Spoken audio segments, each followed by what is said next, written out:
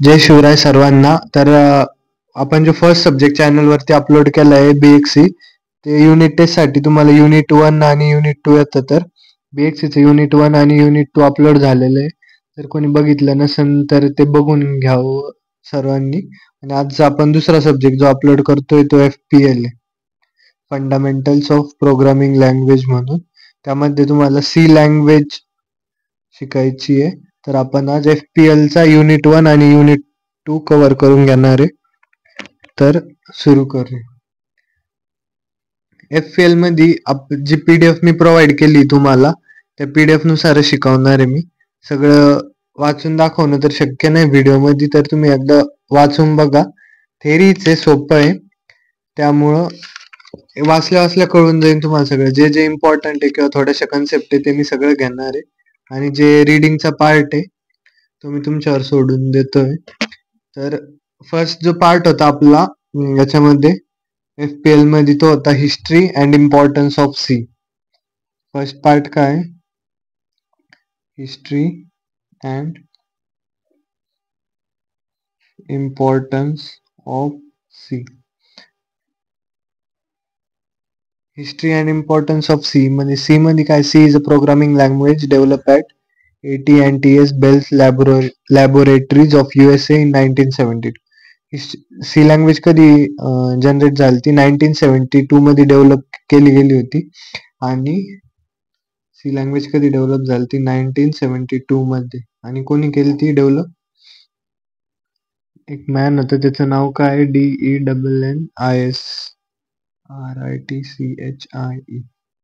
हे नाव आहे त्या व्यक्तीचं. सी लँग्वेज काय? एक सिंपल लँग्वेज आहे आणि इझी टू यूज आहे. इझी टू यूज, सिंपल आहे, इझी टू यूज आहे. त्यानंतर लिहू शकताय तुम्ही in an industry where newer languages, tools and technologies emerge and vanish day in day out, a language that has survived for more than 3 decades has to be really good. म्हणजे आजकाल काय होतं, इंडस्ट्रीमध्ये नवीन लँग्वेजेस येत आहे, emerge होत आहे, vanish होऊन जात आहे, एमर्ज होत आहे, व्हॅनिश होऊन जात आहे.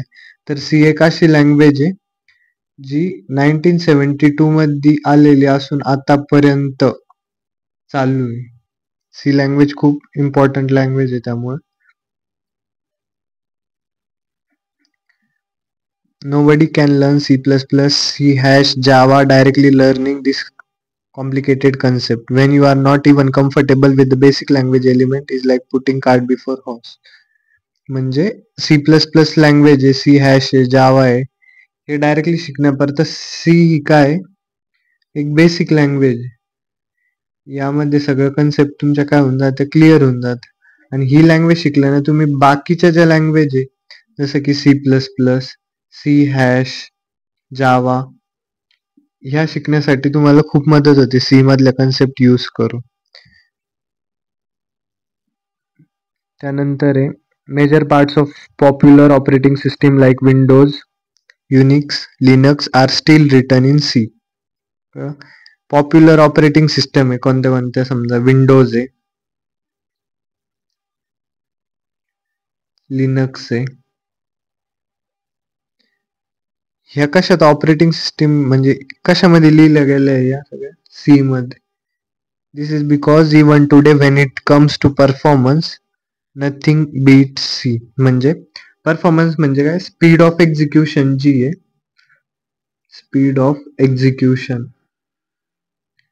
ती सी लँग्वेजची आतापर्यंत कोणी बीट नाही केली. तर सी लँग्वेज या सध्या काय स्पीड ऑफ एक्झिक्युशन मध्ये टॉप. ज्या परफॉर्मन्सची गोष्ट आहे ते त्या परफॉर्मन्स मध्ये सी लँग्वेजला तर आतापर्यंत कोणी बीट नाही केलं. त्यामुळे जास्त तर पॉप्युलर ऑपरेटिंग सिस्टम मध्ये विंडोज, लिनक्स मध्ये आपण आज पण काय वापरतो? सी वापरतो. हे झालं history and importance of C. त्यानंतर आहे द सी कॅरेक्टर सेट म्हणून एक कन्सेप्ट आहे.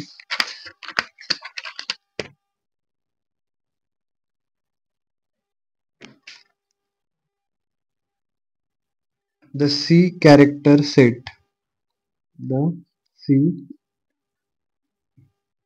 कॅरेक्टर सेट म्हणून ही एक कन्सेप्ट आहे त्या पीडीएफ मध्ये.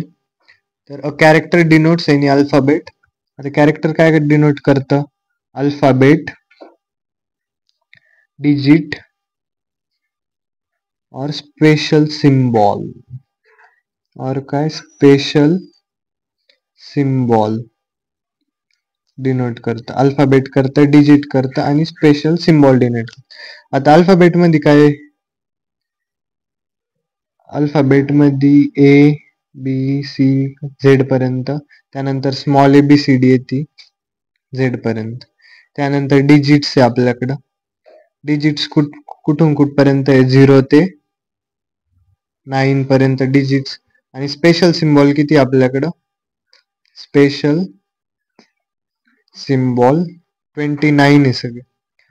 तर हे नॉटचं @ हॅश पर्सेंट एम्परसँड हे सगळे सिम्बॉल आहे. हे तुम्ही पीडीएफ मध्ये बघून घ्या. 29चे 29 मेन्शन केलेले इथे मी सगळे नाही लिहित, पण इतके आहे. त्यानंतर हे काय आहे? सेमिकोलन, सेमिकोलन आहे, एक अपॉस्ट्रॉफ आहे.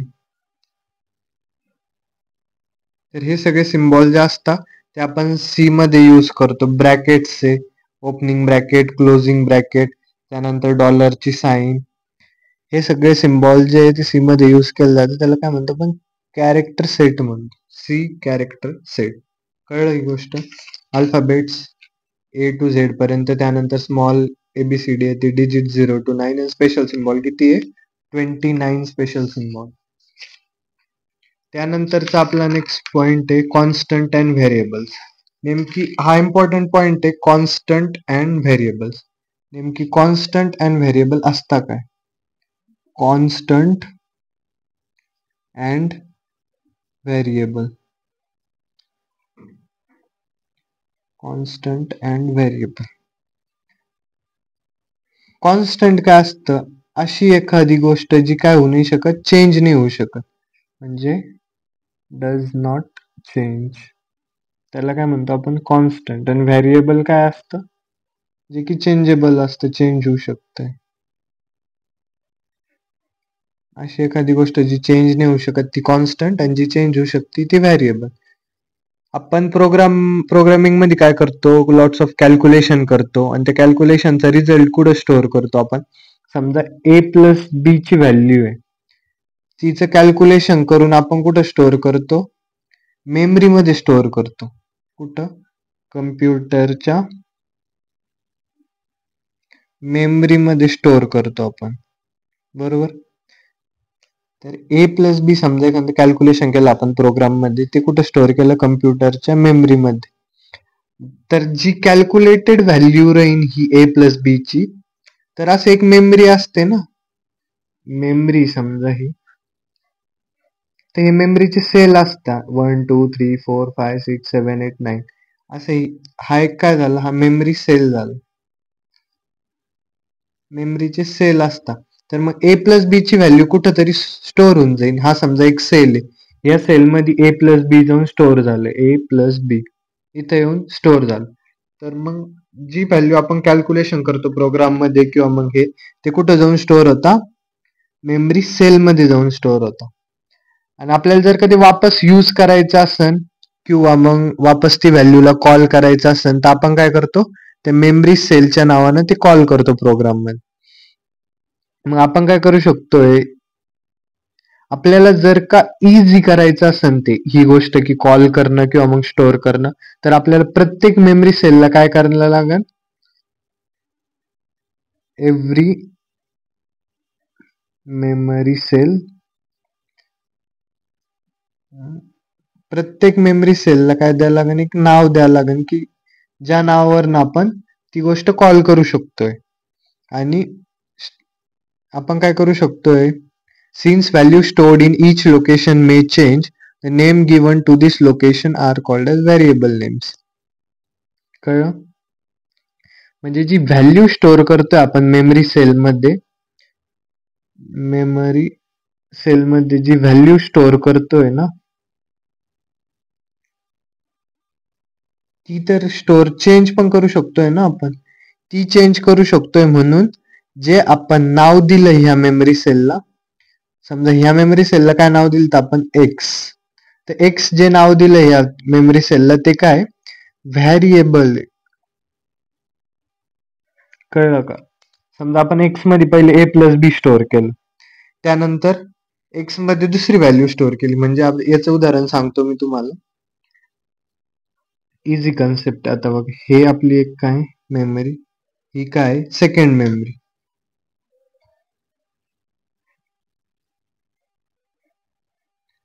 तर हे एक सेल आहे, हे एक सेल. पहिले आपण काय केलं, एक्स मध्ये 3 व्हॅल्यू स्टोअर केली. 3 is stored in the memory location and name X is given to it. म्हणजे काय केलं, 3 आपण मेमरी लोकेशन मध्ये स्टोअर केलं आणि त्याला नाव काय दिलं एक्स. त्यानंतर then we have assign a new value 5 to same memory location. म्हणजे सेम मेमरी लोकेशनला आपल्याला काय व्हॅल्यू असाइन करायची आता 5. एक्स मध्ये पहिले काय व्हॅल्यू स्टोअर केली ती 3, त्यानंतर काय व्हॅल्यू स्टोअर केली एक्स मध्ये 5.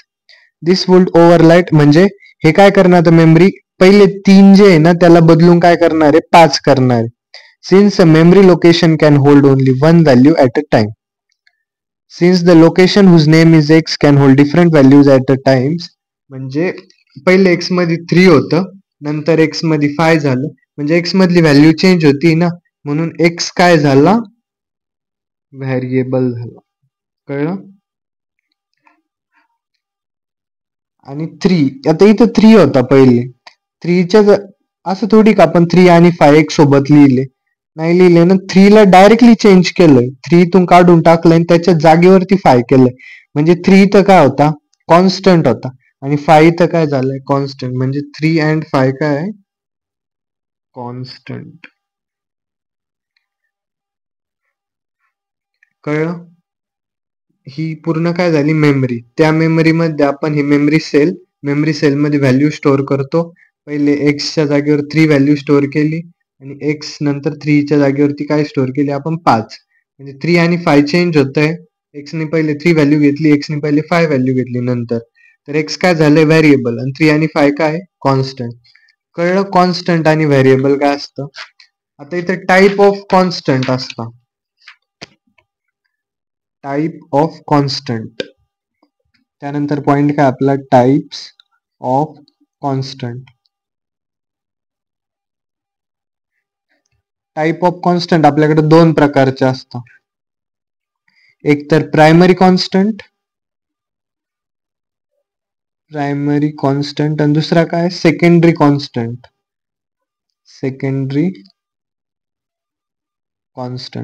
आता प्रायमरी कॉन्स्टंट मध्ये आपण काय काय घेतो, इंटिजर घेतो, इंटिजर, रियल आणि थर्ड पॉइंट काय आपला कॅरेक्टर. त्यानंतर सेकंडरी कॉन्स्टंट मध्ये काय येतं, ॲरे येतं, पॉइंटर येतं, स्ट्रक्चर येतं, असं पॉइंट येतं इथं अजून एकदम. तर आता आपण याला डिटेल मध्ये स्टडी करणार आहे. फर्स्ट पॉइंट, पहिला कॉन्स्टंट काय आपला प्रायमरी कॉन्स्टंट. तर प्रायमरी कॉन्स्टंट, आता प्रायमरी कॉन्स्टंट मध्ये आपण पहिले काय घेतलं होतं इंटिजर. तर इंटिजर काय असतं आपण ते बघू पहिले. Integer constant must have at least 1 digit. आता इंटिजर काय असतं डिजिट असतं ना, तर मग इंटिजर कॉन्स्टंट जे त्यामध्ये कमीत कमी एक तरी डिजिट पाहिजे. 1 हे इंटिजर कॉन्स्टंट झालं, 2 हे इंटिजर कॉन्स्टंट झालं, 23 हे इंटिजर कॉन्स्टंट झालं, 34 हे इंटिजर कॉन्स्टंट झालं, 355 हे इंटिजर कॉन्स्टंट झालं. म्हणजे कमीत कमी एक व्हॅल्यू पाहिजे. जास्त किती पण असू शकते, 2 डिजिट, 3 डिजिट, काही पण असू शकतं. It must not have decimal point. Second point काय आपला की त्यामध्ये डेसिमल पॉइंट नाही पाहिजे. म्हणजे 3.4 घेतलं समजा आपण, 3.41 पायची व्हॅल्यू आहे ना, 3.41 घेतली.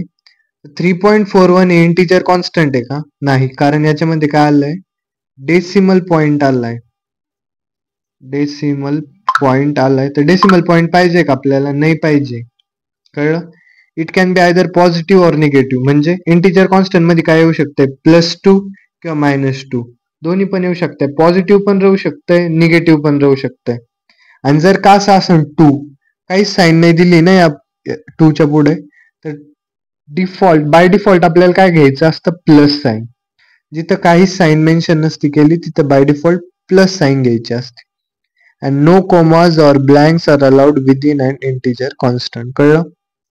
इंटिजर कॉन्स्टंट मध्ये ना तुम्ही कोमाज देऊ शकताय किंवा मग ब्लँक स्पेसेस पण अलाउड नाही.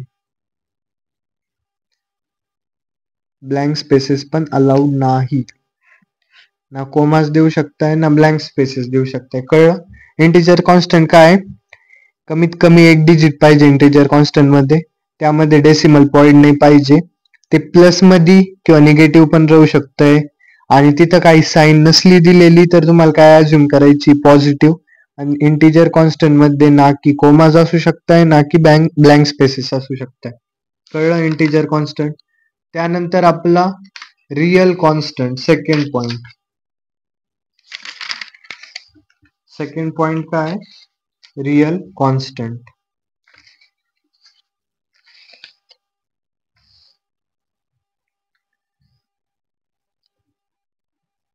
Real constant. रिअल कॉन्स्टंट काय? They are often called floating point constants. याला आपण ऑफनली काय कॉल करतो? Floating point constants. Floating point constant. याला आपण आता रिअल कॉन्स्टंट जे याला दोन फॉर्म मध्ये लिहू शकतो. याचे दोन फॉर्म पडतात. पहिला फॉर्म आणि दुसरा फॉर्म. पहिला कोणता आहे? Fractional form. Fractional form. आणि दुसरा कोणता आहे? Exponential form.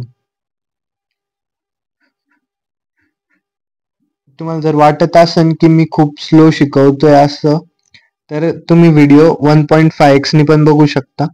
कारण की सी लँग्वेज अशी की जी इंजिनिअरिंगला आल्यानंतर काही मुलांना न्यू असते, सर्वांनाच न्यू असते, त्यामुळे समजणं थोडं अवघड असतं. त्यामुळे मी स्लो शिकवतोय, प्रत्येक कन्सेप्ट ही डीप मध्ये घेतोय. तर ज्यांना वाटत असेल की स्लो होतंय त्यांनी 1.5x नी व्हिडिओ बघू शकताय. तर यामध्ये आपलं फर्स्ट पॉइंट काय आता? Fractional form. Fractional form. Fractional form study करायचा आता. यामध्ये काय असतं? Real constant must have at least one digit. तोच फ्रॅक्शनल फॉर्म मध्ये कमीत कमी एक डिजिट असला पाहिजे. Must have at least one digit. यामध्ये दुसरा पॉइंट काय? डेसिमल पॉइंट गरजेचं आहे असणं. डेसिमल पॉइंट पण पाहिजे. आता ते पॉझिटिव्ह पण असू शकतंय किंवा मग निगेटिव्ह पण असू शकतंय. डिफॉल्ट साईन, जर का साईन नसली दिलेली तर डिफॉल्ट साईन काय घ्यायची आपल्याला? डिफॉल्ट साईन आपली काय? पॉझिटिव्ह. इथं पण काय? नो कोमाज, कोमाज आणि नो ब्लँक स्पेसेस अलाउड आहे. कळलं? कोमाज पण चालत नाही आणि ब्लँक स्पेसेस पण चालत नाही. याचं एक्झाम्पल काय?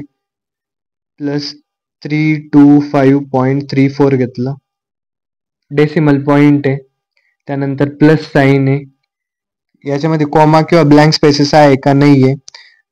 कमीत कमी एक डिजिट पर्यंत जास्त नंबर आहे, म्हणजे सगळ्या कंडिशन फुलफिल होत आहे.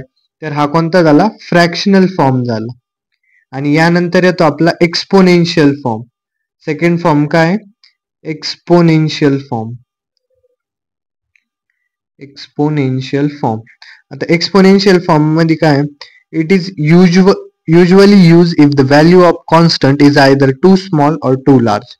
एक्सपोनेन्शियल फॉर्म कधी यूज करतो आपण? जेव्हा कॉन्स्टंटची व्हॅल्यू टू स्मॉल असेल, म्हणजे खूप स्मॉल असेल, किंवा खूप लार्ज असेल म्हणजे टू लार्ज. दोन कंडिशनला आपण यूज करतो, टू स्मॉल किंवा टू लार्ज. जे एक्सपोनेन्शियल फॉर्म असतो याला आपण रिप्रेझेंट करतो टू पार्ट मध्ये. काय? It is represented in two parts. दोन पार्ट्स मध्ये रिप्रेझेंट करतो. फर्स्ट पार्ट असतो काय असतो मेंटिसा, दुसरा असतो एक्सपोनंट. कळलं? फर्स्ट पार्ट काय आपला मेंटिसा, दुसरा आहे एक्सपोनंट.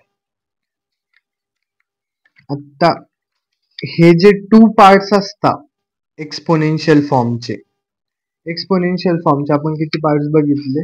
2 पार्ट. तर समजा असा व्हॅल्यू आहे 3.42 e-4. कळलं? 3.42 e-4 व्हॅल्यू.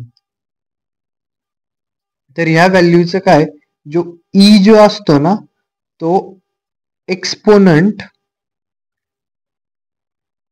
आणि मेंटिसाला सेपरेट करतो. एक्सपोनंट आणि मेंटिसा ई व्हॅल्यू वापरली जाते ना, ई ना आपण एक्सपोनंट फॉर्मला सेपरेट करतो. म्हणजे आता बघा, mantissa part may have positive or negative sign. Mantissa part, आता मी तुम्हाला मेंटिसा आणि एक्सपोनंट कोणता पार्ट आहे ते सांगतो. जो ईच्या पहिले जो येतो म्हणजे 3.42 काय झालं इथं, 3.42 हा कोणता पार्ट आहे? मेंटिसा आहे. 3.42 मेंटिसा आहे आणि -4 काय एक्सपोनंट आहे. कळलं? The mantissa part may have positive or negative sign. आता 3.42 आहे, हा पॉझिटिव्ह पण राहू शकतोय आणि निगेटिव्ह पण राहू शकतोय. जर काहीच साइन नसेल दिलेली तर आपल्याला काय अज्युम करायचंय की तो पॉझिटिव्ह आहे. The exponent must have at least 1 digit. म्हणजे जो एक्सपोनंट आहे -4 हा नंतरची जी व्हॅल्यू आहे ती कमीत कमी 1 डिजिट तरी असली पाहिजे आणि पॉझिटिव्ह किंवा निगेटिव्ह दोन्ही पण असू शकते. आणि काहीच नसली साइन दिली ती डिफॉल्ट साइन काय घ्यायची आपल्याला? पॉझिटिव्ह. आता याचे एक्झाम्पल बघूया आपण. 4.1e8. आता हे बघा 4.1e8 आहे, यामध्ये मेंटिसा कोणता आहे? 4.1 हा काय मेंटिसा आहे आणि 8 काय इथं एक्सपोनंट आहे. एक्सपोनंट. 4.1 काय मेंटिसा आणि 8 काय एक्सपोनंट. कळलं? आता हे यानंतर आपलं येतं कॅरेक्टर कॉन्स्टंट. यानंतर काय शिकायचं आपल्याला? Character constant. A character constant is a single alphabet, a single digit, or a single physical symbol enclosed within a single inverted comma should point to the left. A maximum length of character constant can be 1 character.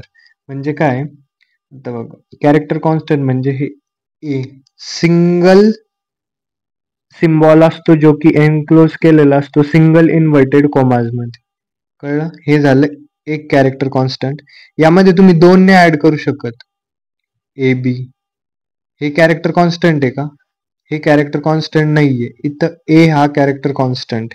त्यानंतर काय assume करू शकताय? I येऊ शकतंय, 5 येऊ शकतंय character constant. कळलं?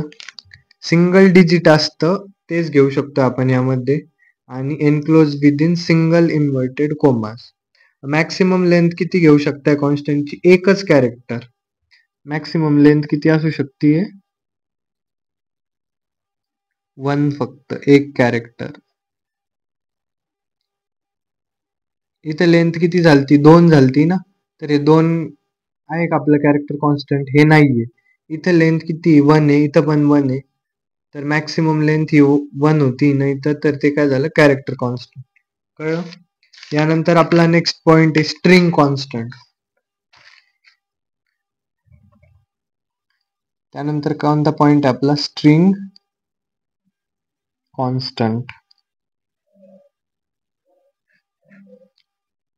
String constant मध्ये काय? It is a sequence of character enclose in double quote. आता हे झालं सिंगल इन्व्हर्टेड कॉमाज वाला. आता डबल कोट मध्ये काय लिहिलं आपण? RAMA. त्यानंतर ए लिहिलं, त्यानंतर +123 लिहिलं. हे काय झालं आता? कॅरेक्टर मे बी लेटर्स पण राहू शकताय, नंबर्स पण राहू शकताय किंवा स्पेशल कॅरेक्टर पण राहू शकताय, ब्लँक स्पेसेस पण घेऊ शकतोय आपण स्ट्रिंग कॉन्स्टंट मध्ये. आता समजा हे एक घेतलं आपण, इथं ब्लँक स्पेस आहे ना, मग हे काय झालं, नल स्ट्रिंग कॉन्स्टंट झालं ना. काहीच नाहीये म्हणजे काय, नल स्ट्रिंग कॉन्स्टंट. आणि दुसरा पॉइंट काय, आता इथं समजा 4 4 जागा रिकाम्या आहे, 1 2 3 4. याला काय म्हणू शकतो आपण, string constant of 4 white spaces. कळलं, हे काय झालं, नल स्ट्रिंग कॉन्स्टंट झालं.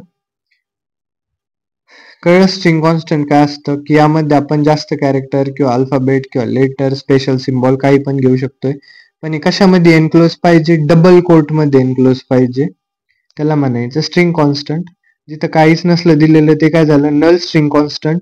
आणि समजा इथं 4 ब्लँक स्पेसेस आहे आपल्या, तर string constant of 4 white spaces. कळलं. त्यानंतर काय आपलं, बॅकस्लॅश कॅरेक्टर कॉन्स्टंट. आता हे काय पाचवं, backslash character constant. Backslash character constant याला आपण दुसरं नाव काय म्हणू शकतोय, एस्केप कॅरेक्टर असतंय. एस्केप कॅरेक्टर पण म्हणू शकतो याला आपण. आता स्लॅश एन नी काय होतं, तुम्ही जर का प्रोग्राम मध्ये स्लॅश एन वापरलं तर ते काय, प्रोग्राम कुठे जम्प होतो, न्यू लाईनला जम्प करतो प्रोग्राम. त्यानंतर स्लॅश आर कशासाठी यूज होतं, कॅरेज रिटर्न साठी. स्लॅश टी जर का वापरलं ते काय करतं, एक टॅब म्हणून ऍक्ट करतं. स्लॅश व्ही जर का वापरलं ते व्हर्टिकल टॅब म्हणून ऍक्ट करतं. त्यानंतर स्लॅश बी वापरलं ते काय देतं, बॅक स्पेस देतं. म्हणजे आहे असे भरपूर आहे स्लॅश वाले. Black slash character constant. Slash वापरून आपण एखादा लेटर टाईप केला किंवा मग हे असलं सिम्बॉल, तर असे काही डिफाईन्ड आहे सी मध्ये, ज्याने न्यू लाईन वर जाता येतं. अलर्ट करू शकतो आपण, सिंगल कोट असतं, डबल कोट असतं, क्वेश्चन मार्क असतं, ब्लॅक स्लॅश असतं. तर हे सगळं तुम्ही वापरू शकता. पीडीएफ मध्ये बघू शकता, हे सगळं दिलेलं आहे पीडीएफ मध्ये. त्यानंतर येतं आपलं व्हेरिएबल. आता आपण व्हेरिएबल आणि कॉन्स्टंट बघितलं. व्हेरिएबल असं काय असतं, अशी एंटिटी जी प्रोग्राम एक्झिक्युशनच्या टायमिंगला किंवा प्रोग्राम मध्ये व्हॅरी करू शकते, म्हणजे चेंज होऊ शकते. आपण पहिले काय केलं तर, एक्स मध्ये काय टॉपिक आहे आपला, व्हेरिएबल.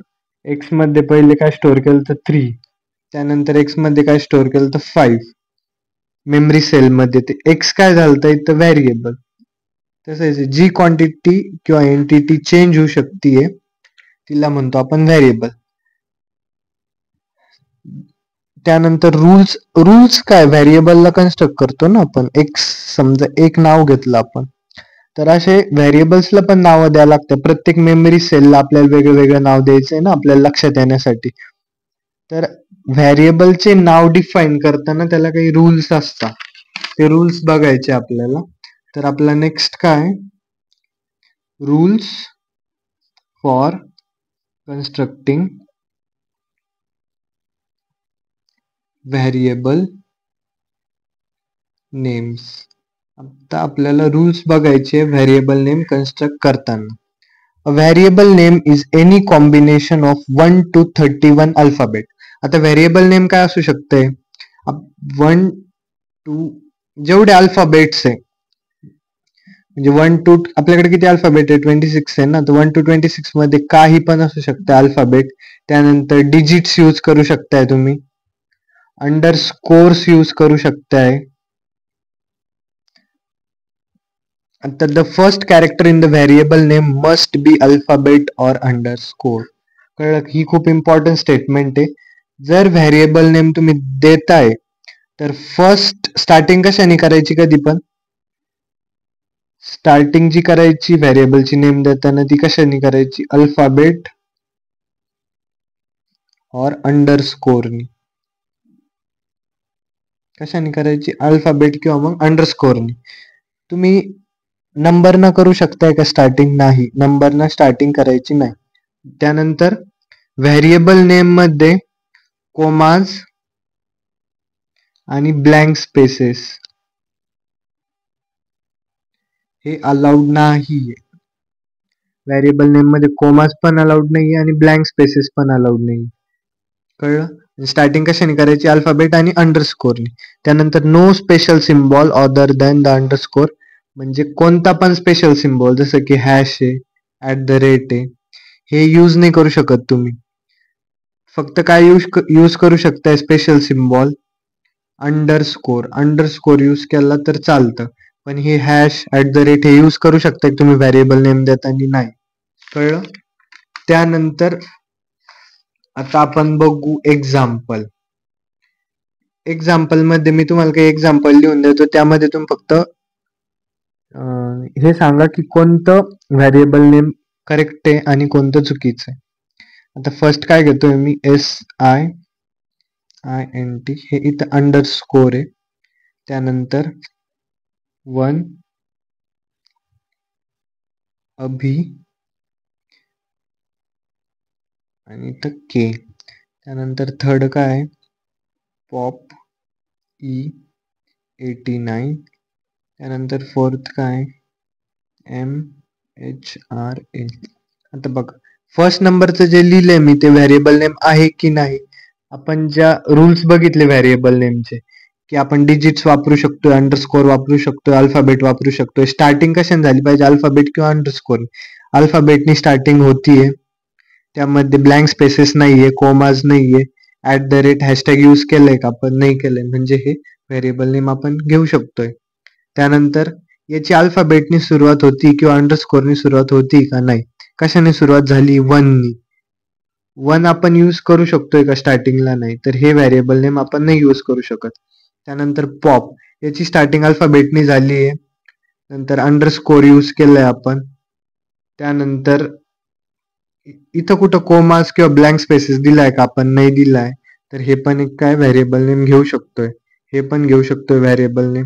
याच्यामध्ये स्पेशल सिम्बॉल पण कुठे यूज नाही केलाय आपण. @ हॅशटॅगने काहीच यूज नाही केलंय. तर आपले जे फर्स्ट, थर्ड आणि फोर्थ जे ते व्हेरिएबल नेम म्हणून आपण यूज करू शकतोय. म्हणजे सेकंड नंबरचं आहे ते आपण यूज करू शकतोय का? नाही. कळलं? त्यानंतर डिक्लेरेशन ऑफ व्हेरिएबल. आता व्हेरिएबलचं नाव तर दिलं आपण, व्हेरिएबलला डिक्लेअर पण करणं आहे ना प्रोग्राम मध्ये. तर डिक्लेरेशन ऑफ व्हेरिएबल कसं असतं ते बघूया आपण आता. Declaration of variable. आता declaration of variable. A variable can be use to store value of any data type. Int असतो, फ्लोट असतो. व्हेरिएबल कशाची पण डेटा टाईपची व्हॅल्यू स्टोअर करू शकतोय. फर्स्ट पॉइंट काय आपला? It can store value of any data type. कोणत्या पण डेटा टाईपची व्हॅल्यू स्टोअर करू शकतोय. Declaration of variable must be done before they are using program. Second important point काय? व्हेरिएबलला प्रोग्राम मध्ये यूज करण्याच्या आधी तो काय केलं पाहिजे? पहिले फर्स्ट काय करायचं? त्याला डिक्लेअर करायचं. आणि त्यानंतर काय करायचं? Using program. त्यानंतर व्हेरिएबलला प्रोग्राम मध्ये यूज करायचं. पहिले काय करायचं? डिक्लेअर, त्यानंतर त्याला प्रोग्राम मध्ये यूज करायचं. Variable are separated by commas and declaration statement end with semicolon. आता समजा तुम्हाला 1-2 व्हेरिएबल डिक्लेअर करायचे, तर पहिले आपण काय करू? सिंटॅक्स बघू. सिंटॅक्स काय व्हेरिएबलचा? Data type. पहिले जे डिक्लेअर करायला लागतं ते तुम्हाला, म्हणजे डेटा टाईपचं ते करायचं नाव. त्यानंतर व्हेरिएबल 1, व्हेरिएबल 2. आता हे बघा, एक्झाम्पल काय? इंटीजर हा एक काय डेटा टाईप झाला. त्यानंतर एक्स हा एक व्हेरिएबल झाला. त्यानंतर आपल्याला दुसरा व्हेरिएबल घ्यायचा आहे वाय, तिसरा घ्यायचा आहे झेड. आपण 3 व्हेरिएबल डिक्लेअर केले आणि सेमिकोलॉन एंड केलं.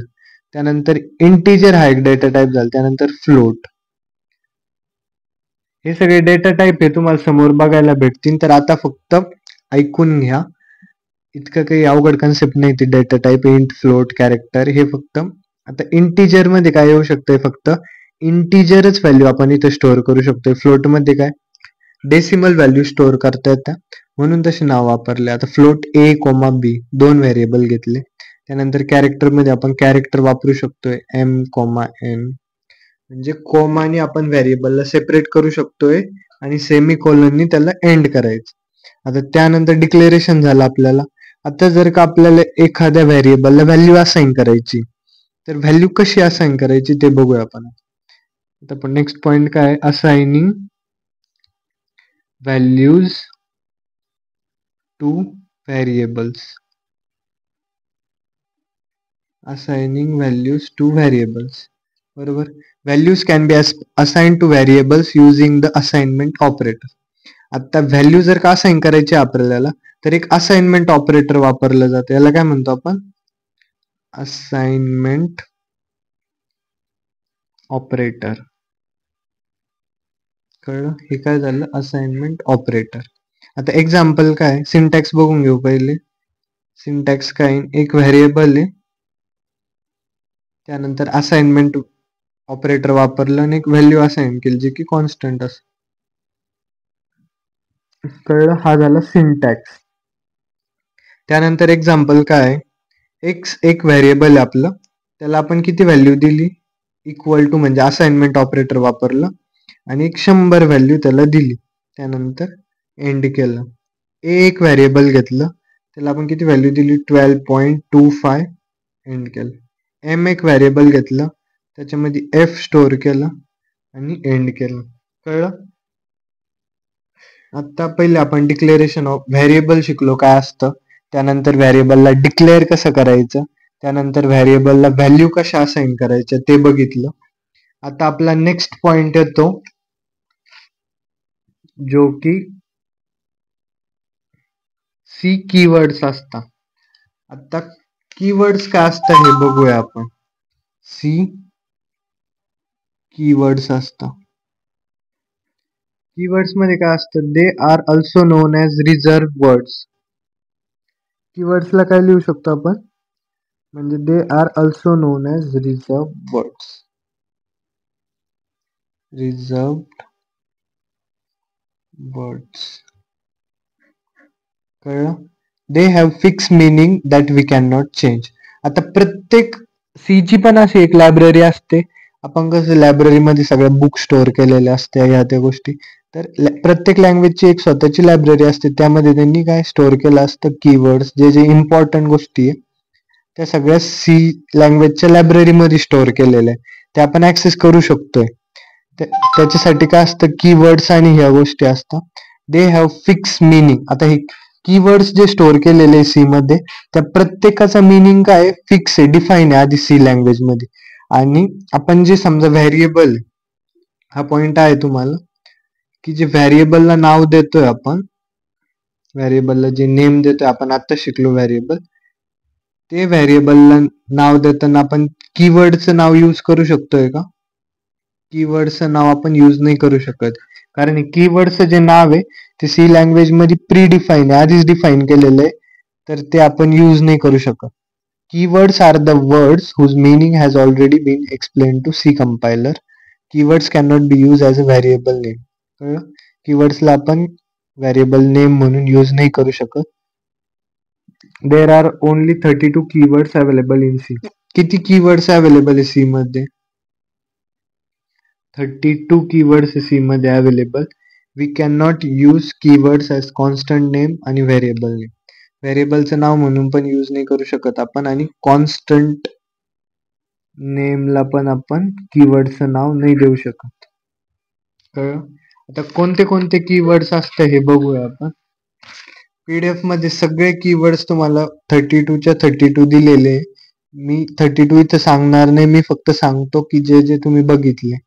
आता इंटिजर हा एक कीवर्ड्स असतो, त्यानंतर रिटर्न कीवर्ड असतो, त्यानंतर कॅरेक्टर असतो, कॉन्स्टंट असतो, त्यानंतर इफ असतो, वाईड असतो. हे सगळे बघितले ना आपण.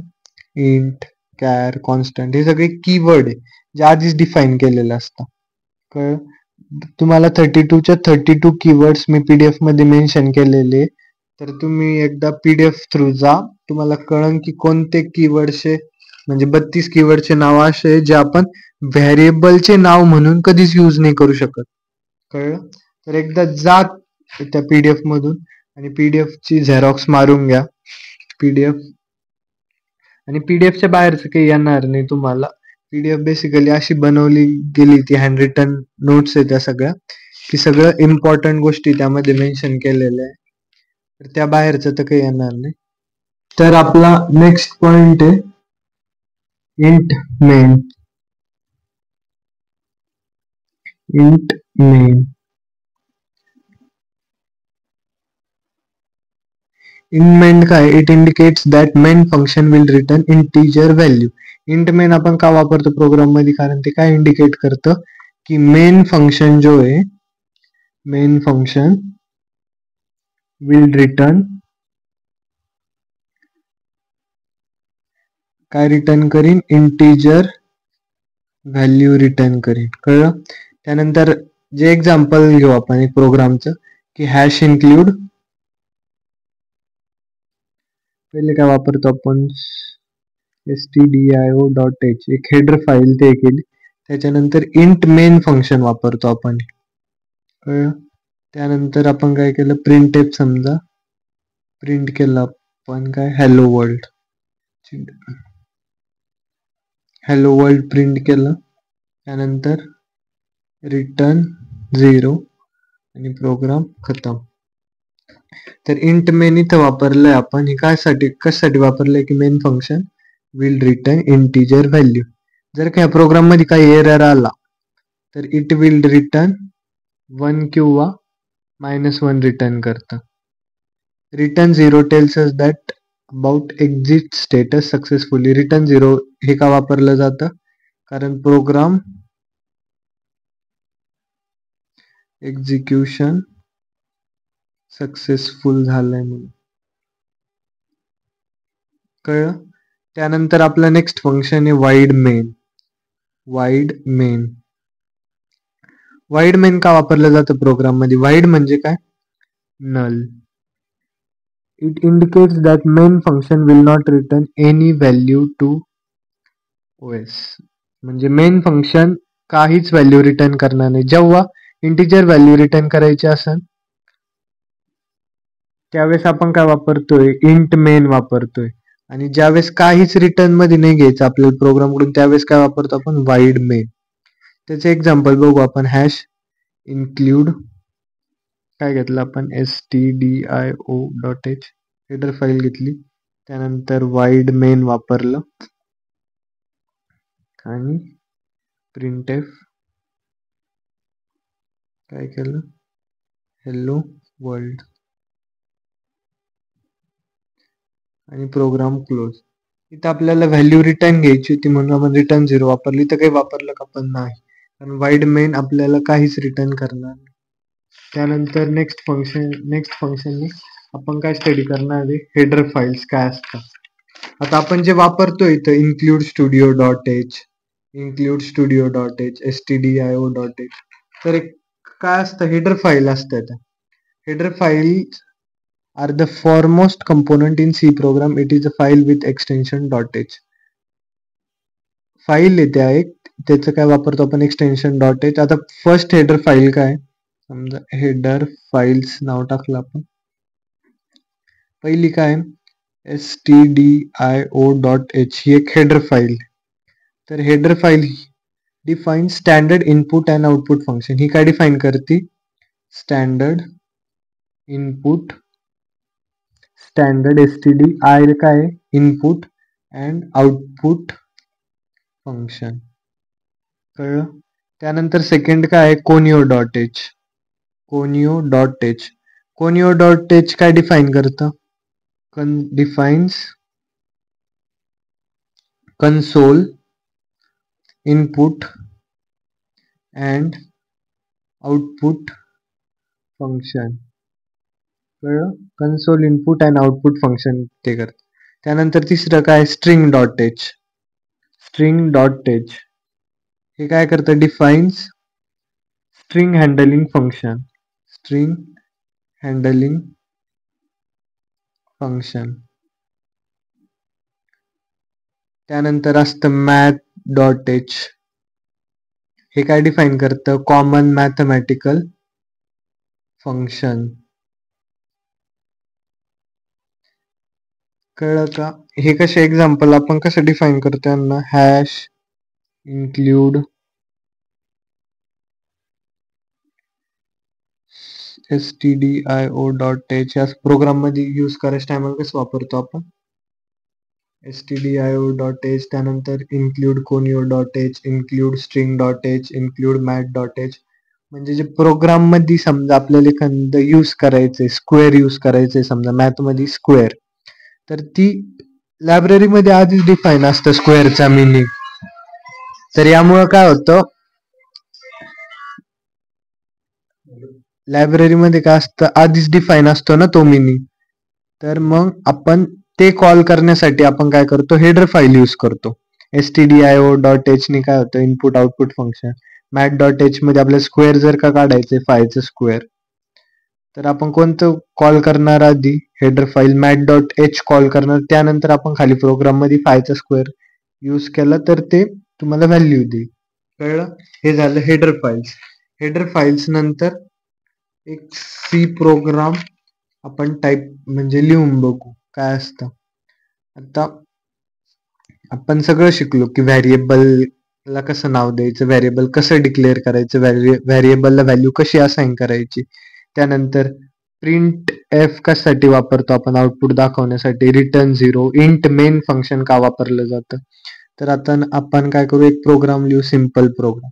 आपण काय केलं? इन्क्लूड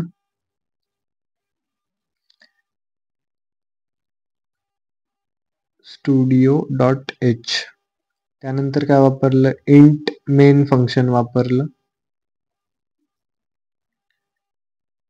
आता इंट व्हेरिएबलचं नाव दिलं आपण काय? पी एन, नंतर फ्लोट. हा कशाचा प्रोग्राम आहे? Principal rate of interest and number of years. Principal rate of interest number of years हे कशासाठी असतं? सिंपल इंटरेस्ट कॅल्क्युलेट करण्यासाठी. सिंपल इंटरेस्ट कॅल्क्युलेट करण्यासाठीचा हा प्रोग्राम.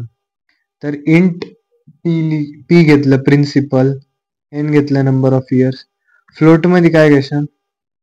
आर घेतलं, सिंपल इंटरेस्ट घेतला, रेट इंटरेस्ट. पी ला प्रिन्सिपलला किती व्हॅल्यू दिली आपण? 1000. त्या नंबर ऑफ इयर्स म्हणजे किती वर्षासाठी? 3. त्यासाठी रेट काय लावणार आपण? 8.5. नंतर सिंपल इंटरेस्टचा फॉर्म्युला काय असतो? P into N into R divided by 100. त्यानंतर प्रिंट एफ म्हणजे आपल्याला आउटपुट मध्ये काय दाखवायचंय?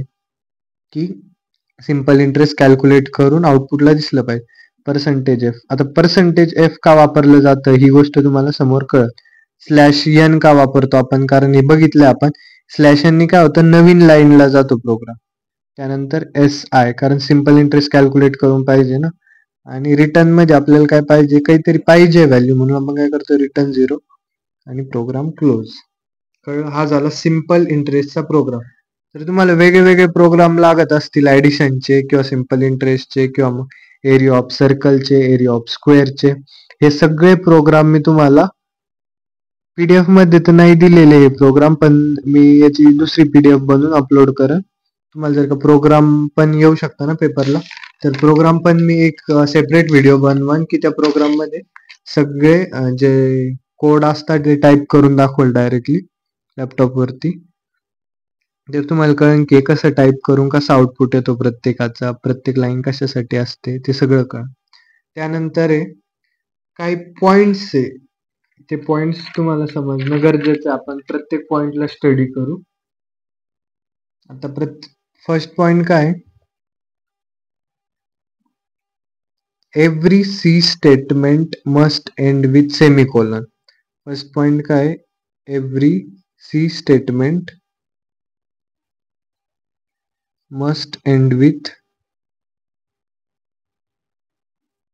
सेमिकोलॉन. आता बघा मी आत्ता जो प्रोग्राम टाईप केला त्याची प्रत्येक म्हणजे स्टेटमेंट बघा कशाने एंड होती, सेमिकोलॉन सेमिकोलॉन सेमिकोलॉन, इथं पण सेमिकोलॉन. त्याची प्रत्येक सी ची स्टेटमेंट आहे ती कशाने एंड झाली पाहिजे, semicolon. Comment about the statement must be enclose within. आता जी समजा तुम्हाला एखाद्या प्रोग्राम मध्ये कमेंट द्यायची पण ती कंपायलर मध्ये एक्झिक्यूट नाही झाली पाहिजे, म्हणजे आउटपुट मध्ये तुम्हाला नाही दिसली पाहिजे, पण तुम्हाला प्रोग्राम मध्ये लिहून ठेवायची ती. तर ती कमेंट कशाची याने दिली जाते, स्टार मध्ये. तर तुम्ही काही पण लिहू शकता कमेंट मध्ये आणि वापस स्टारनी एंड करायचं. कळलं? अशी कमेंट दिली जाते. A comment can be written before the statement. आता तुम्ही स्टेटमेंटच्या पहिले पण कमेंट लिहू शकताय, मिडलला लिहू शकताय किंवा मग एंडिंगला लिहू शकताय. तुम्ही कमेंट कुठं पण लिहू शकताय प्रोग्राम मध्ये. आता कमेंट ही एकाच लाईन मध्ये लिहिली पाहिजे असं नाहीये. कमेंट तुम्ही मोर लाईन मध्ये पण लिहू शकता. समजा काय कमेंट दिली तुम्ही, दिस इज अन एक्सॅजरेटेड कमेंट. कमेंट दिली, त्यानंतर काय केलं तुम्ही, आता मेन फंक्शनचं बघितलं आपण, हे झाले पॉइंट्स. आता main is a function is nothing but set of statement. त्यानंतर काय, in C program there can be multiple functions. To begin with, we will concentrate only on those programs which have only one function. The name of the function has to be main, it cannot be anything else. All statements that belong to main are enclosed within a pair of braces. आता main फंक्शनचं बघितलं आपण काय, जे आता ह्या सगळ्या statement ज्या आहे ह्या कशाला बिलॉंग करते, मेन फंक्शनला. तर मेन फंक्शनला आपण स्टार्टिंग कशात केली, ह्या ब्रेसनी, करली ब्रेस ओपन करली ब्रेसनी, आणि हे क्लोजिंगचं करली ब्रेस आहे. तर ह्या सगळ्या स्टेटमेंट कशात येणार आहे, आता मेन फंक्शन मध्ये येणार आहे. तर मग तुम्हाला मेन फंक्शन मध्ये जर का स्टेटमेंट घ्यायचं असेल तर इंट मेन कसं वापरलं जातं, इंट मेन. तुम्ही फंक्शन डिफाईन केलं, त्यानंतर ओपन करली ब्रेसेस, इथं काय दिलं, स्टेटमेंट 1, स्टेटमेंट 2, स्टेटमेंट 3, स्टेटमेंट लिहिल्या, त्यानंतर क्लोज केलं. ह्या सगळ्या स्टेटमेंट कशाला बिलॉंग होईल, मेन फंक्शनला बिलॉंग होईल. कळलं? Any variable use in program must be declare before using it. हे तर बघितलं आपण व्हेरिएबलच्या याच्यामध्ये. त्यानंतर असतं आपले काही काय असतं, आता प्रिंट एफ मध्ये बघितलं आपण की पर्सेंटेज एफ. आता कुठं गेलं ते, समजा इथं आपण हे जे पर्सेंटेज एफ वापरलं ज्या प्रोग्राम मध्ये, आपण हे का वापरलं गेलंय ते बघूया आपण. प्रिंट एफ, नेक्स्ट याच्यावरती घेऊ. तर बघ प्रिंट एफ प्रिंट एफ कशासाठी वापरतो आपण, आउटपुट दाखवण्यासाठी वापरतो ना प्रोग्राम मध्ये. आउटपुट दाखवण्यासाठी काय वापरतो, प्रिंट एफ. आता प्रिंट एफचा सिंटॅक्स काय, print F format string comma list of variables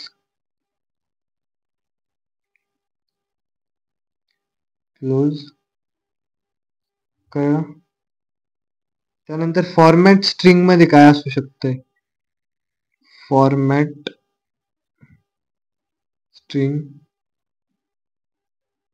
इथं काय काय लिहू शकताय तुम्ही फॉर्मॅट स्ट्रिंग मध्ये.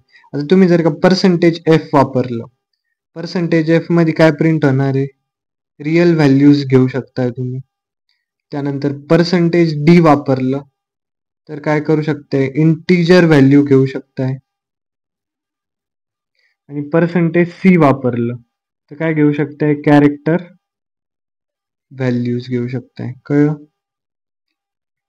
तर स्लॅश एनचं पण बघितलं आपण, स्लॅश एन कशासाठी वापरतो, न्यू लाईन मध्ये जाण्यासाठी. त्यानंतर इन्क्लूड स्टुडिओ डॉट एच ते बघितलं, प्रिंट एफ फंक्शन बघितलं, इन्क्लूड कोनिओ डॉट एच ते बघितलं. आपला नेक्स्ट पॉइंट काय, सी टोकन्स आहे. तर सी मध्ये टोकन्स असतात. टोकन्स म्हणजे काय असतं, the smallest individual unit. Tokens म्हणजे काय? The smallest individual unit is called as tokens. C मध्ये किती टोकन्स असतात? सी मध्ये असतात 6 टाईप ऑफ टोकन्स असतात. 6 टाईप ऑफ टोकन्स. आता कोणते कोणते असतात ते? पहिलं असतं आयडेंटिफायर्स. आयडेंटिफायर्स. दुसरं काय? कीवर्ड्स. तिसरं काय? कॉन्स्टंट्स. कॉन्स्टंट्स. त्यानंतर आहे स्ट्रिंग. त्यानंतर आहे स्पेशल सिम्बॉल. Special symbol. आणि त्यानंतर आहे ऑपरेटर्स. तर हे सी मधले 6 टाईप ऑफ टोकन्स असतात. यामध्ये आपण काय बघितलं आता? लोक कीवर्ड्स बघितलं, कॉन्स्टंट बघितलं, स्ट्रिंग बघितलं, ऑपरेटर्स आहे आपल्याला नेक्स्ट युनिट मध्ये, सेकंड युनिट मध्ये शिकायला भेटल. तर आणि स्पेशल सिम्बॉल्स बघितले. आणि आता आपण बघणार आहे आयडेंटिफायर्स. आणि ऑपरेटर्स कोणत्या युनिट मध्ये बघणार आहे आपण? सेकंड युनिट मध्ये. तर आयडेंटिफायर्स काय असतात आता? आयडेंटिफायर्स. आयडेंटिफायर्स काय असतात? It refers to the name of variables, constant, function and arrays. काय करतं हे? कशाला रेफर करतं? नेम ऑफ व्हेरिएबल, कॉन्स्टंट आणि फंक्शन किंवा मग ॲरे. फंक्शन आणि ॲरे. त्यानंतर जे आपण व्हेरिएबलला म्हणजे व्हेरिएबलला नाव देताना आपण जे रूल्स बघितले ना, तेच आयडेंटिफायर्सला नाव देताना पण तेच रूल्स असतं. म्हणजे एखादा बदलू शकतो, बट त्याचे रूल्स कसे आता? The first character of an identifier can only contain alphabet or underscore. तोच पहिला रूल काय आहे की आयडेंटिफायरचं नाव कशाने सुरू झालं पाहिजे? Starting should be with alphabet किंवा मग अंडरस्कोर न चालू झाली पाहिजे. अल्फाबेट और अंडरस्कोर न. त्यानंतर सेकंड पॉइंट काय? आयडेंटिफायर्स आर केस सेन्सिटिव्ह. आता केस सेन्सिटिव्ह काय असतं? केस सेन्सिटिव्ह. केस सेन्सिटिव्ह म्हणजे काय? आता समजा एक हे नेम आहे आणि हे एक नेम आहे. तर ह्या दोन्हीला आपण काय करणार आहे? वेगळं वेगळं पकडणार आहे. कारण हे स्मॉल एन आहे, हे कॅपिटल एन आहे. तर हे दोन्ही काय झाले? वेगळे वेगळे नावं झाले. याला म्हणायचं केस सेन्सिटिव्ह. आणि केस सेन्सिटिव्ह नसेल तर काय असेल? हे दोन्ही एकच नाव धरले जातील. पण आयडेंटिफायर्स काय? केस सेन्सिटिव्ह म्हणजे हे पण वेगळं पकडलं जाईल आणि हे पण वेगळं पकडलं जाईल. कळलं? त्यानंतर keywords are not allowed to use as identifier. जे कीवर्ड्स बघितले आपण किती असतात? 32 कीवर्ड्स असतात ना सी मध्ये. ते कोणतंच नाव आपण यूज नाही करू शकत. कशासाठी? आयडेंटिफायर साठी. झालं. त्यानंतर स्पेशल कॅरेक्टर पण यूज नाही करू शकत.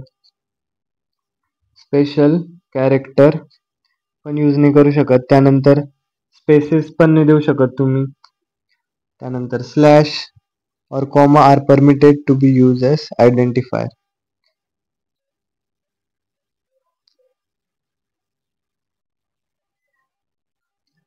स्लॅश कॉमा नाही, काहीच नाही यूज करू शकत. कळ?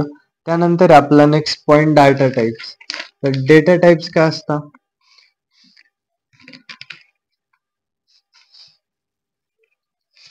Data types specifies the type of data that a variable can store, such as integer, floating, character.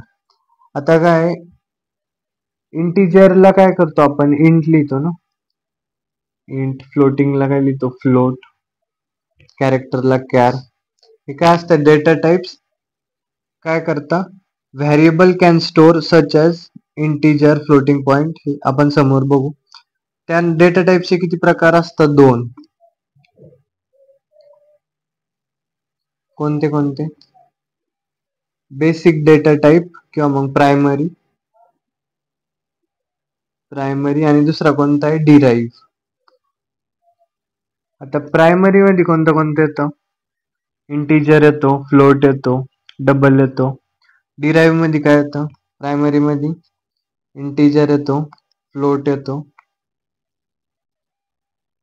Integer, floating, double येतो. आणि डिराइव्ह मध्ये काय येतं? युनियन, स्ट्रक्चर आणि ॲरे. त्यानंतर enumerated data type, void data type, bool type. आपण प्रत्येक एक एक बघत जाणार आहे. त्यामध्ये पहिले आपण घेऊ प्रायमरी डेटा टाईप. आता प्रायमरी डेटा टाईप काय असतं? त्यामध्ये असतं पहिले इंटिजर. इंटिजर काय असतं आता?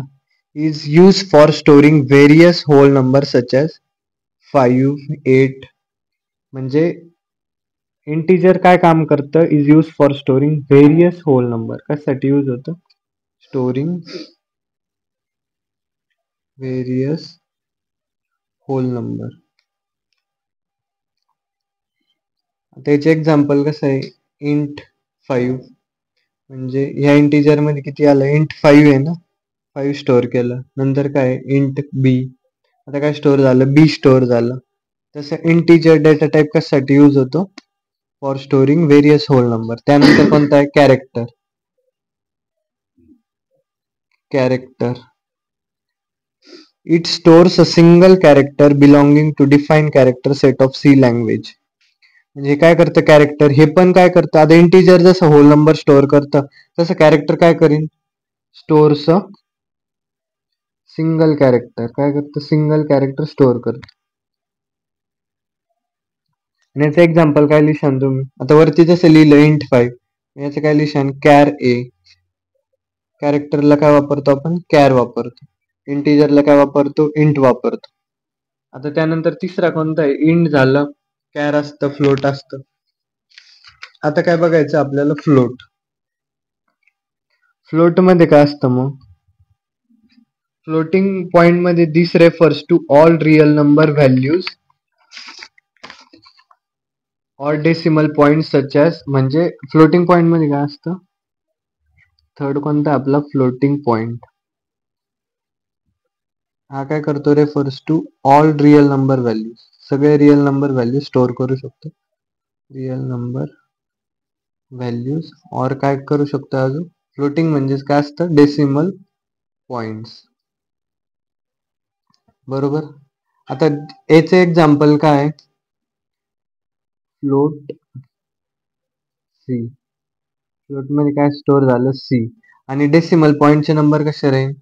40.1. हे डेसिमल पॉइंटचे नंबर झाले 40.1, 820.67 असे. त्यानंतर काय आपला फोर्थ? डबल. आता डबल कशासाठी यूज केलं जातं? फ्लोटिंग पॉइंट मध्ये आपण पॉइंट नंतर कमी डिजिट्स वापरतो किंवा पॉइंटच्या आधी कमी डिजिट्स असतात. पण डबल मध्ये काय असतं? डबल काय असतं? फ्लोटिंगच नेक्स्ट व्हर्जन आहे. म्हणजे कसं? It is capable of holding about 15 to 16 digit. काय? 15 to 16 digit before and after decimal point. कळलं? 15 to 16 डिजिट हे डेसिमल पॉईंटच्या आधी पण राहू शकते, डेसिमल पॉईंटच्या नंतर पण. आता हे फ्लोटिंग पॉईंट मध्ये आपण काय करतो? डेसिमल पॉईंटच्या आधी पण थोडे नंबर असतात आणि नंतर पण. पण डबल मध्ये किती स्टोअर करू शकतो? 15 to 16 digit before and after decimal point. कळलं? त्यानंतर आहे त्याचे एक्झाम्पल. डबलचे एक्झाम्पल काय आता? Double C. डबल सी हे झालं एक्झाम्पल. याचं काय झालं? तर फ्लोट सी. आणि याचं एखादं व्हॅल्यू कशी लिहिशान? 1.98765 म्हणजे डेसिमल पॉईंट नंतर जास्त व्हॅल्यू राहू शकते किंवा आधी पण जास्त व्हॅल्यू राहू शकते. म्हणजे 19876.43221 असं. कळलं? त्यानंतर आता व्हॉइड. व्हॉइड कशासाठी यूज केलं जातं? व्हॉइड म्हणजे काय असतं? खाली जागा म्हणजे नो व्हॅल्यूज. यामध्ये नो व्हॅल्यूज असतात आणि it is use to define the function in a program. आणि आज सेकंड पॉइंट काय होतो? हे कशासाठी यूज होतं? यूज टू डिफाईन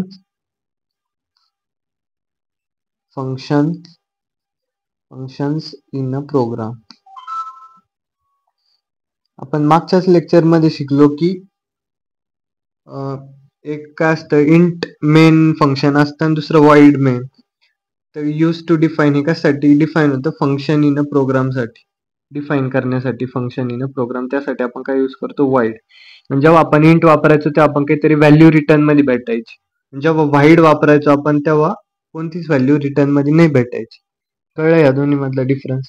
त्यानंतर आता डेटा टाईप मॉडिफायर्स. आता डेटा टाईप मॉडिफायर्स का असतात? Modifiers in C language help in making primary data type much more specific.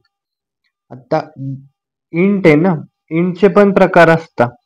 म्हणजे इंटचे, डबलचे, याला आपण अजून डीप मध्ये जाऊन स्टडी करू शकतो. त्याला काय म्हणतो आपण डेटा टाईप मॉडिफायर.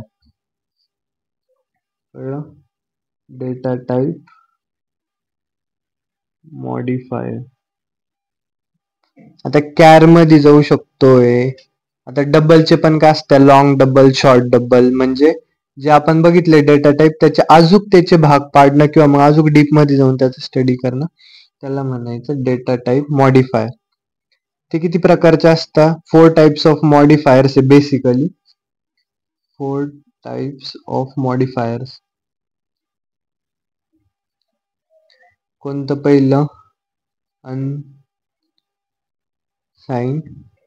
त्यानंतर साइन, त्यानंतर शॉर्ट आणि त्यानंतर लॉंग.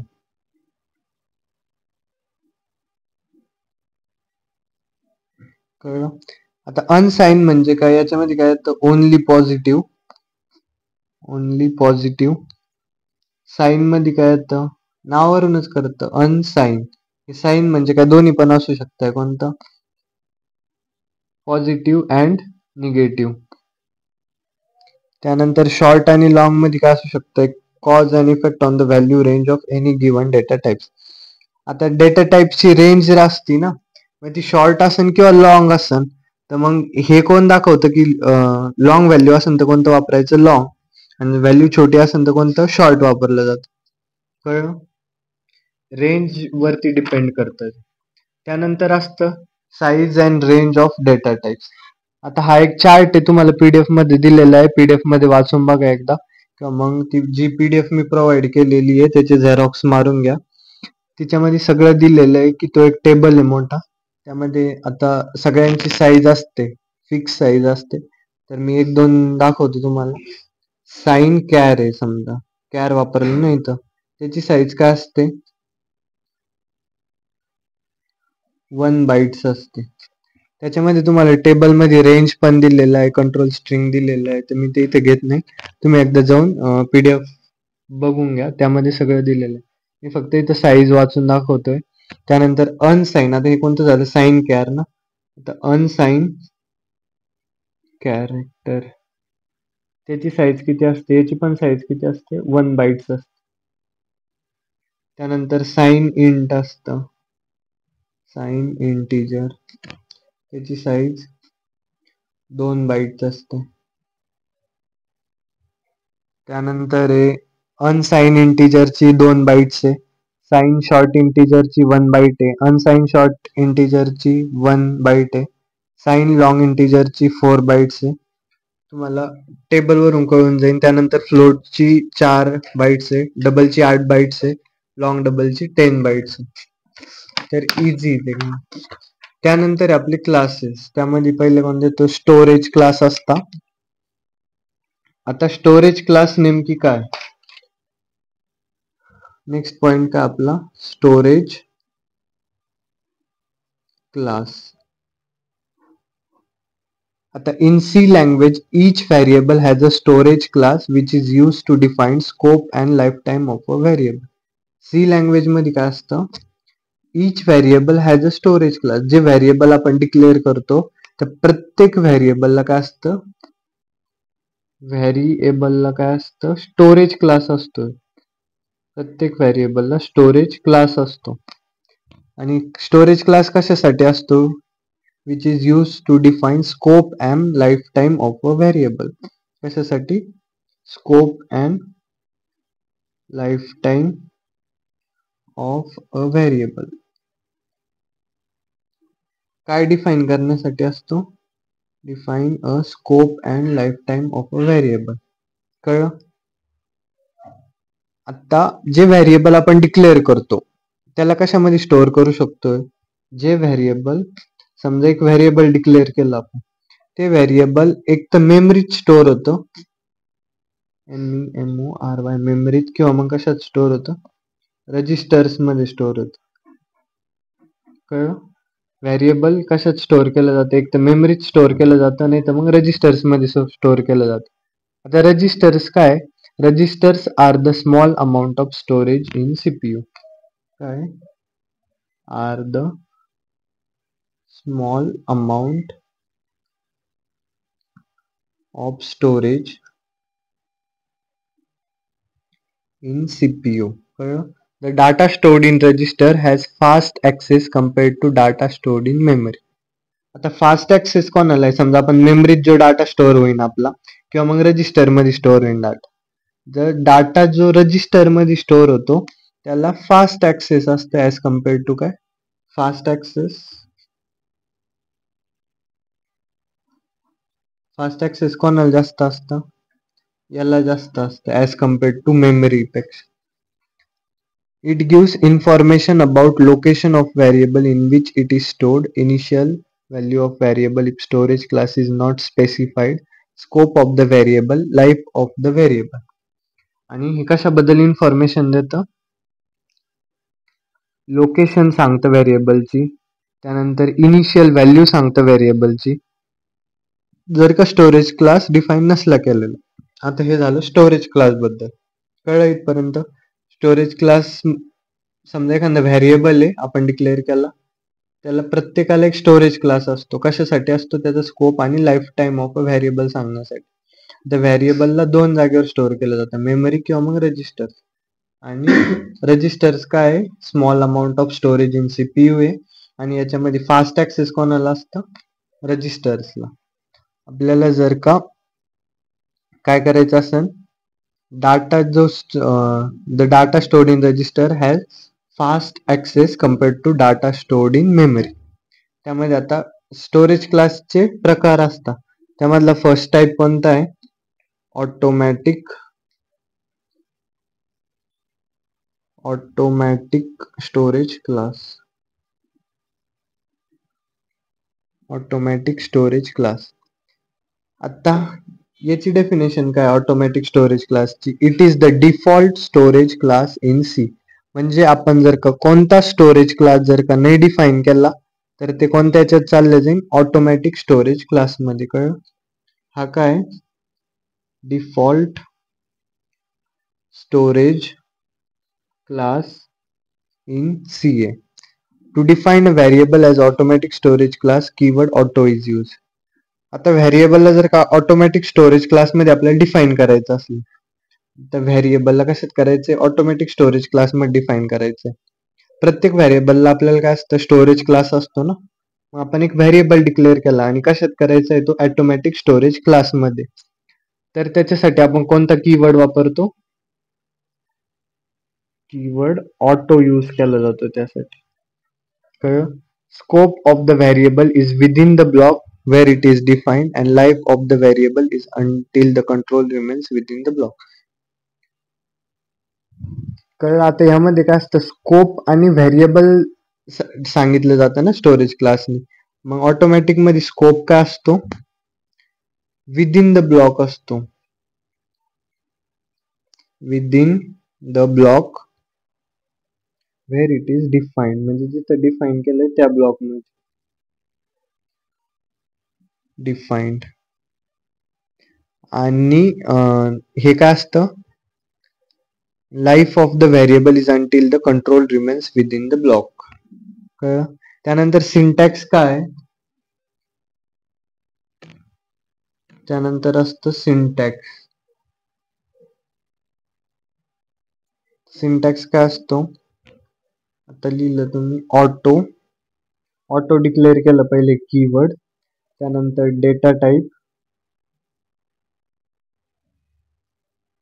त्यानंतर काय येतं? व्हेरिएबलचं नाव.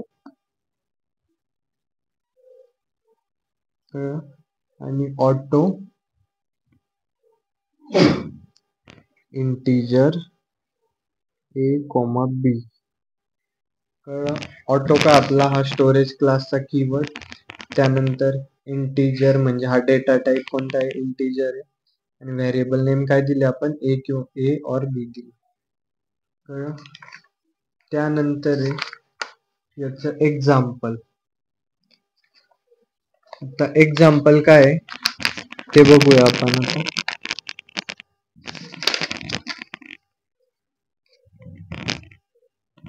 एक्झाम्पल मध्ये काय असतं, वाईड मेन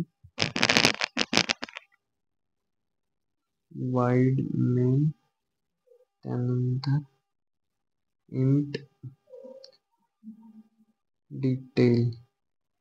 और आता इंटच्या पुढे आपण काय केलं, स्टोरेज क्लास नाही डिक्लेअर केलं, तरी पण हे कोणत्या स्टोरेज क्लास मध्ये जाणार आहे, by default automatic storage class मध्ये जाणार. कळलं? आणि जर का आपण काय वापरलं इथं, ऑटो इंटीजर आणि इथं डिटेल. डिटेल काय, व्हेरिएबल नेम. आणि हे काय दोन्ही पण काय झाले मग सेम झाले. ऑटो लिहिलं आपण किंवा नाही लिहिलं, बाय डिफॉल्ट एकच असतं. त्यानंतर आपण क्लोज करून टाकू. कळलं? आता सेकंड स्टोरेज क्लास कोणता आहे, रजिस्टर स्टोरेज क्लास. कोणता, रजिस्टर स्टोरेज क्लास आहे. To define the variable as a register storage class, the keyword register is used. इथं कोणता कीवर्ड वापरला जातो आता, register. When variable is declared register, it is stored in CPU register.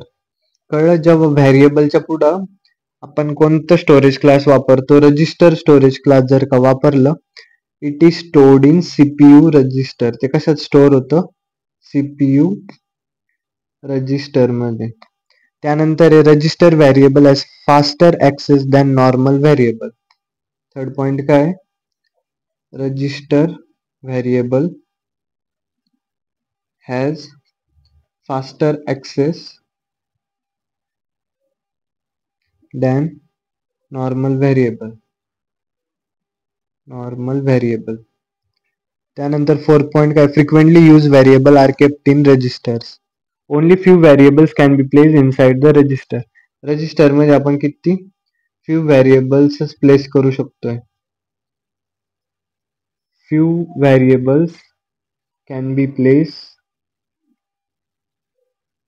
Inside the register. त्यानंतर याचं syntax काय, syntax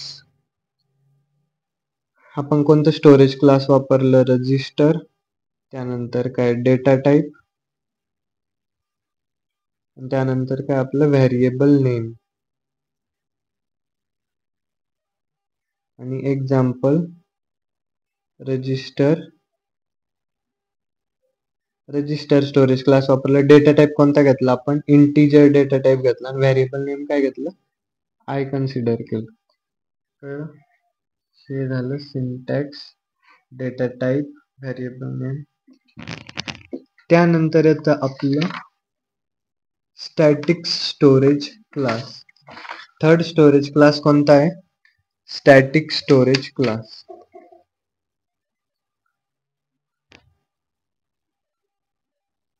static storage class. आता when the variable is declared as static, it is stored in the memory. हे कशात stored होतं, जेव्हा आपण व्हेरिएबलला डिक्लेअर करतो स्टॅटिक स्टोरेज क्लास म्हणून, ते कशात स्टोर्ड होतं, stored in memory. The default value of the variable will be 0. याची डिफॉल्ट व्हॅल्यू काय राहील व्हेरिएबलची, default value of variable is 0. त्यानंतर to define a variable as static storage class, the keyword. इथं कोणता कीवर्ड वापरतो आपण, कीवर्ड यूज केला जातो स्टॅटिक. कळलं? त्यानंतर पहिले कोणता वापरला आपण कीवर्ड, ऑटो वापरला. त्यानंतर सेकंड नंबरला वापरला आपण रजिस्टर आणि थर्ड नंबरला कोणता वापरतोय स्टॅटिक. त्यानंतर static variable can be initialize only once it can not be reinitialize. कळलं? Static variable can not be reinitialize. त्यानंतर याचा सिंटॅक्स काय असतो? सिंटॅक्स बघूया आपण. सिंटॅक्स असतो, पहिले कोणतं स्टोरेज क्लास वापरला आपण? स्टॅटिक. त्यानंतर काय आता आपलं डेटा टाईप आणि व्हेरिएबलचं नेम. व्हेरिएबल नेम आणि एक्झाम्पल काय? स्टॅटिक इंट आणि आय. स्टॅटिक डेटा टाईप कोणता आहे आपला? इंटिजर. आणि व्हेरिएबल नेम आपण काय कन्सिडर केलं? आय कन्सिडर केलं. त्यानंतर येतो आपला एक्सटर्नल स्टोरेज क्लास. आता कोणता एक स्टोरेज क्लास आहे? फोर्थ नंबरला external storage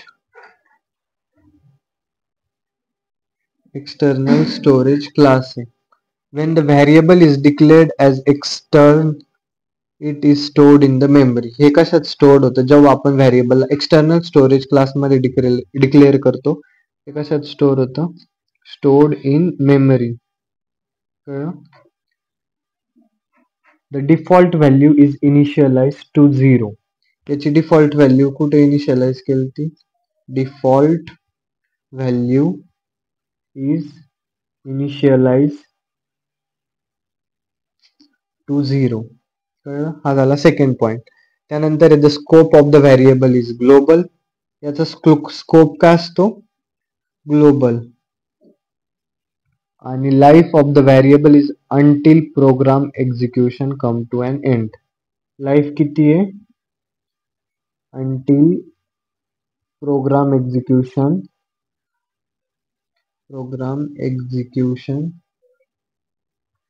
comes to an end. कळलं? हे असे पॉइंट लक्षात ठेवून जा की हे कशात स्टोअर होतं? मेमरीमध्ये. त्याचा डिफॉल्ट व्हॅल्यू काय? व्हेरिएबलचे 0. इथं कीवर्ड स्टॅटिक वापरला. त्यानंतर सिंटॅक्स हे इझी जाईल तुम्हाला. स्टोरेज क्लास नंतर मेमरीत स्टोअर होतं. Default value 0. याचा स्कोप काय? ग्लोबल आहे. लाईफ काय? Program execution comes to an end, तोपर्यंत. Their values can be change by any function in the program. आणि याचं सिंटॅक्स काय? सिंटॅक्स बघूया आपण आता. सिंटॅक्स इथं कोणता कीवर्ड वापरला आपण? एक्सटर्न कीवर्ड वापरला. त्यानंतर डेटा टाईप आणि त्यानंतर येतं आपलं व्हेरिएबलचं नेम. व्हेरिएबल नेम आणि एक्झाम्पल काय लिहिशान? एक्सटर्न कीवर्ड वापरला. त्यानंतर डेटा टाईप इंटिजर वापरला आणि व्हेरिएबल नेम काय दिलं? आय दिलं. कळलं? सिंटॅक्स झालं. आता आपण 4 स्टोरेज क्लास बघितले. त्यानंतर एक टेबल दिलेला आहे तुम्हाला पीडीएफ मध्ये की storage class, storage place, default value, scope आणि लाईफ टाइमचा टेबल आहे. हे जे माग लिहिलं आपण त्याच्याच टेबलच्या फॉर्मॅटमध्ये तयार केलंय ते पीडीएफ मध्ये. तर वापस तुम्ही ती पीडीएफ बघून घ्या. त्या पीडीएफ मध्ये तुम्हाला एक अंदाज येऊन जाईल की टेबल फॉर्मॅटमध्ये कसं रिप्रेझेंट करायचंय. आणि टेबल लक्षात ठेवलं तर तुम्ही हे स्टोरेज क्लास सगळे लक्षात राहून जातील. तर आपला इथं युनिट 1 संपलेला आहे. आता नेक्स्ट व्हिडिओ असेल युनिट 2 FPL चा.